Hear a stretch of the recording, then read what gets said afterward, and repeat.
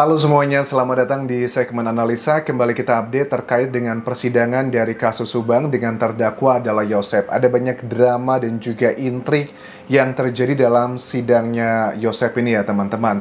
Untuk hari ini ada 4 saksi yang diperiksa.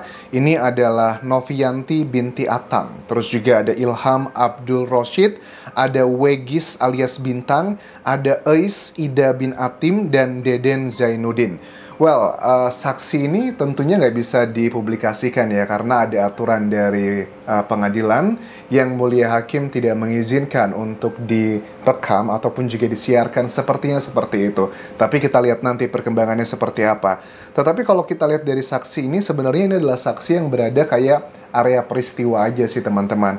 Pasti akan menjadi perdebatan adalah terkait dengan apakah Anda melihat Yosep di pagi itu, bajunya seperti apa, celananya seperti apa. Karena nama-nama yang disebutkan tadi adalah nama-nama yang itu ada di sekitar peristiwa. Tetapi dengan beberapa saksi di video sebelumnya yang sudah aku bahas bahwa mereka yakin melihat Yosep itu setengah 6 pagi di tanggal 18 Agustus 2021, tepat di hari kejadian tersebut. Walaupun ada perbedaan, misalnya celananya itu bukan putih tapi hitam, atau saksi lainnya bilang ada bukan hitam tapi kayak abu-abu, ataupun juga warna-warna yang lain. Menurut aku itu adalah hal yang wajar. Paling tidak sudah ada gambaran bahwa mereka yakin itu adalah sosoknya Yosep, walaupun di beberapa detailnya ada perbedaan antara saksi yang lainnya yang kesannya adalah berlawanan. Menurut aku adalah hal yang wajar, karena kan mereka yang lewat atau melihat kan mereka tidak fokus melihat Yosep saja saat itu, karena mereka melakukan aktivitas yang lain tetapi hanya melihat sekelibetan aja. Apalagi untuk CCTV sendiri yang dimiliki oleh salah satu tetangganya Yosep, yakni adalah Angger dan juga ibunya, Ibu Cici ya, yang sudah dugaannya apakah dihapus atau dihilangkan oleh oknum tertentu, yang ini ngebuat dia nggak bisa menunjukkan bukti yang kuat, karena pada saat CCTV tersebut sebelum dihilangkan atau nggak sengaja hilang, itu kan mereka sudah ngelihat lebih dulu. Nah, yang ngebuat aku juga geleng-geleng adalah pada saat hari ini ada beberapa teman-teman di Subang yang mengirimkan video pada saat Yosep itu di dalam tahanan, terus menyatakan statement dengan gaya yang cukup semangat, tapi agak kesannya kayak putus asa. Dia mengucapkan kata-kata seperti ini di balik jeruji. Apa yang dikatakan? Kita simak berikut ini teman-teman ya. Gerak bongkar kebohongan dan ketidakjujuran dari oknum penyidik. Kita bongkar kebohongan dan ketidakjujuran dari oknum-oknum penyidik atas tuduhan kebohongan dan atas tuduhan kebohongan dan dah itu aja. ya well Oke. Nah, yang mau aku bahas bukan masalah well-nya, yaitu adalah gaya Pak Yosep mungkin untuk mengekspresikan. Yang nggak mau aku bahas adalah di video ini Yosep kesannya adalah menyerang sekali, atau kecewa, atau nggak suka, atau sebel dengan penyidik. Padahal kalau kita lihat jejak digital, Yosep itu di hari kejadian pertama kali diwawancara media TV nasional tanggal 18 Agustus malamnya ya teman-teman, di berita sudah muncul, dia itu dengan luar biasa memuji-muji penyidik. Ya, istrinya, anaknya baru aja meninggalkan dunia ini, tapi dia bilang, saya terima kasih kepada penyidik yang luar biasa, pekerjaannya sudah ngebantu. Dipuji terus penyidiknya. Bahkan sama juga beberapa kali pada saat ada terjadi drama-drama selama hampir 2 tahun lebih terakhir ini, Yosep selalu mengatakan bahwa jangan bawa-bawa penyidik, bawa polisi, kasihan mereka tuh udah kerja keras ini dan itu. Nah, ada sih satu hal yang aku masih inget banget waktu dulu Yosep sempat intens menghubungi aku teman-teman sebelum dia masuk penjara ya. Yosep selalu mengatakan bahwa dia sangat percaya diri bahwa dia bukanlah pelakunya. Bahkan dia dengan pede mengatakan dulu ada Kapolres Subang yang lama, Ibu Sumarni, dikatakan sama Yosep begini, mengkritik Ibu Sumarni. Ibu Sumarni itu adalah orang yang dari awal katanya curiga sama saya. Dia pikir saya adalah pelakunya. Nah, terus dikritiklah Ibu Sumarni sama Yosep. Bilangnya begini, bahwa Ibu Sumarni itu kan dulu penyidik di KPK. dikritiknya konteksnya karena saat itu dia dicari tahu adalah kayak yayasan atau uang-uang dan sebagainya. Yosef bilang begini, kalau kasus seperti ini tuh harusnya mengerucut bukan melebar. Wah, mungkin teman-teman di Subang udah nggak asing dengan statement tersebut. Maksudnya gimana? Harusnya kasus seperti ini mengerucut bukan melebar. Ibu Sumarni kan dulu katanya di KPK, itu kan kalau ada korupsi kan melebar. Uangnya kemana, sumber kemana, ini itu kan makin melebar untuk mencari tahu aliran dananya kemana aja atau sumbernya dari mana aja. Tapi kalau kasus ini harusnya mengerucut, bukan melebar juga. Ngapain ngurusin katanya yayasan saya, terus ngecek rekening ini dan itu. Nah, makanya waktu ada statement dari Danu yang menurut aku itu salah ngomong sih ya. Waktu Danu bilang katanya dia diintimidasi sama Kapolres Subang. Menurut aku mungkin maksudnya dia adalah orang-orang yang ada di Polres Subang, oknum-oknumnya. Karena kan ada konteks selanjutnya pada saat Danu menjelaskan siapa dan bagaimana kan disebutkan juga nama-namanya. Nah, ini adalah yang unik. Nah, terus juga mengenai katanya mendukung kebohongan Danu. Katanya penyidiknya seperti itu. Lah, Danu itu sepowerful apa kok bisa melakukan seperti itu? Bahkan kalau ada salah satu oknum yang diduga dia itu yang mengambil CCTV di saksinya Angger dan juga Ibu Cici, yang dugaannya dia juga yang menghilangkan CCTV di tanggal 18 Agustus tersebut, itu kan sangat dekat dengan Yosef sebenarnya. Maksudnya dekat itu gimana?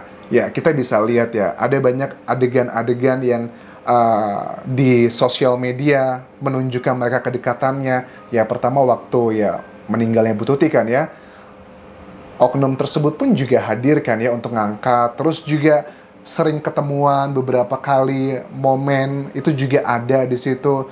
Terus juga ada salah satu statement yang dikatakan juga bahwa kenapa oknum tersebut menyuruh Banpol untuk menguras bak mandi karena dia kelupaan.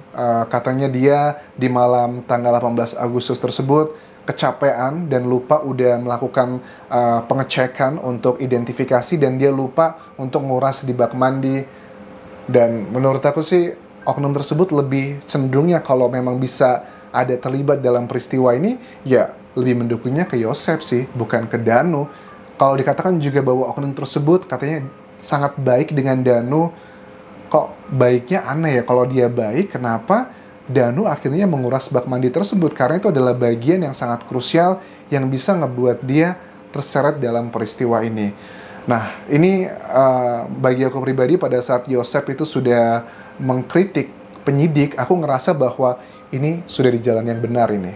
Tapi kalau Yosef itu memuji-muji penyidik, feelingku tuh ngerasa bahwa ini ada yang nggak benar gitu dugaannya. Tapi kalau sekarang Yosef dengan tegas mengatakan mengkritik penyidik, ya artinya ini sudah berada di jalan yang benar ya. Menurut aku sih begitu ya. Lantas dari saksi-saksi yang dihadirkan selama ini kan sampai sidang ke-10 ya kalau nggak salah hari ini, itu kan yang dihadirkan adalah untuk memberatkan terdakwa Yosef. Jadi kita bisa pahami bahwa ini hal-hal yang akan memberatkan Yosef. Tetapi nanti dalam sidang pledoi itu juga pasti akan dihadirkan saksi-saksi yang meringankan Yosef yang merupakan usulan dari kuasa hukumnya.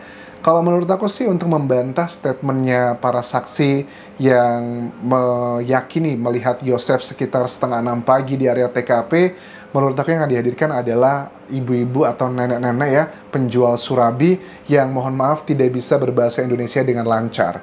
Tapi kan gini ya, nenek-nenek itu pun pada saat aku lihat di sejumlah sosial media ataupun juga YouTuber wawancara nenek itu kan, nenek itu pun nggak fokus loh.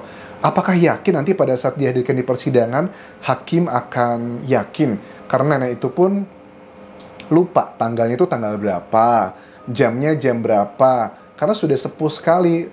Mungkin benar yang diingat nenek itu adalah mungkin sekitar 5:30 pagi atau jam 5-an pagi. Tetapi apakah itu di tanggal 18 Agustus atau di tanggal 17-nya atau tanggal sebelumnya?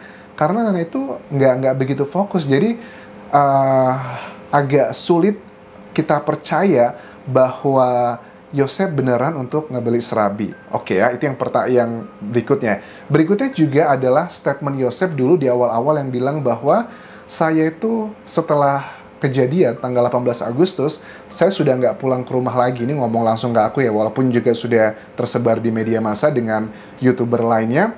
Yosep bilang bahwa saya tidak pulang ke rumah Bu Mimin tanggal 18 Agustus kurang lebih sebulanan, itu agar tidak terjadi hal-hal yang sifatnya miskomunikasi atau ada spekulasi-spekulasi. Karena jujur saya curiga, katanya Yosep seperti itu. Terus komentar netizen bilang gini, Anjas gimana dong? Bukannya Yosep bilang di malam kejadian dia tidur sama Mimin, bahkan sempat melakukan hubungan suami istri katanya. Sampai tahu sedetail itu netizen ya. Terus kok dia malah nggak yakin, dia nggak ketemu sama Mimin, katanya dia juga awalnya curiga. Kan Yosep juga mengatakan di media massa bahwa awal-awal kejadian pun saya curiga gitu sama istri saya. Makanya saya tidak mau tinggal dulu sama dia sekitar sebulanan. Saya tinggal katanya di tempat adiknya, Pak Mulyana. Saya minjem bajunya, saya minjem bahkan makan pun dikasih dan sebagainya. Nah, menurut aku dipikir-pikir kok terlalu banyak kontradiktifnya ya. Boleh-boleh aja sih nggak percaya curiga, tetapi bukankah malam itu kalian bersama? Oh mungkin ada yang bilang, siapa tahu kan dia, dugaannya dia mencurigai istrinya sebagai dalang Anjas, bukan sebagai pelakunya. Ya bisa aja, tetapi kan setelah kita lihat proses perjalanannya, ini yang ngebuat kita bertanya-tanya gitu kan ya. Kenapa dengan banyaknya rangkaian dari saksi yang sudah berbicara, kok tidak ada satupun yang cukup kuat ya mengatakan bahwa ada sosok Bu Mimin atau sosok yang lainnya. Ya Abi, Arigi memang belum ada orang yang melihat ke sana. Tetapi ada satu sih yang dikatakan si saksi Angger sama Bu Cici ya, yang sama-sama melihat ada sosok pria yang sebaya tingginya sekitaran Pak Yosep juga pakai jaket kulit tersebut.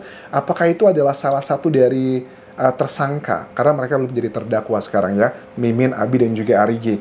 Kalau memang itu adalah salah satunya, dugaan sangat kuat itu adalah mengarah ke Abi. Karena kan tingginya, aku nggak tahu apakah Abi itu sama tingginya seperti Yosep atau lebih tinggi. Tetapi kalau secara sekilas dilihat dari media ataupun juga TV, kurang lebih agak-agak mirip karena kecil juga sama seperti itu. Atau bahkan justru ada orang lain lagi. Yang ini menjadi salah satu indikasi ada possibility ke arah sana, karena kan Danu tidak melihat peristiwa ini secara utuh. Bahkan pada saat Mimin datang pun, Danu pun tidak melihatnya. Dia cuma ketemu Mimin pada saat di depan kamar mandi.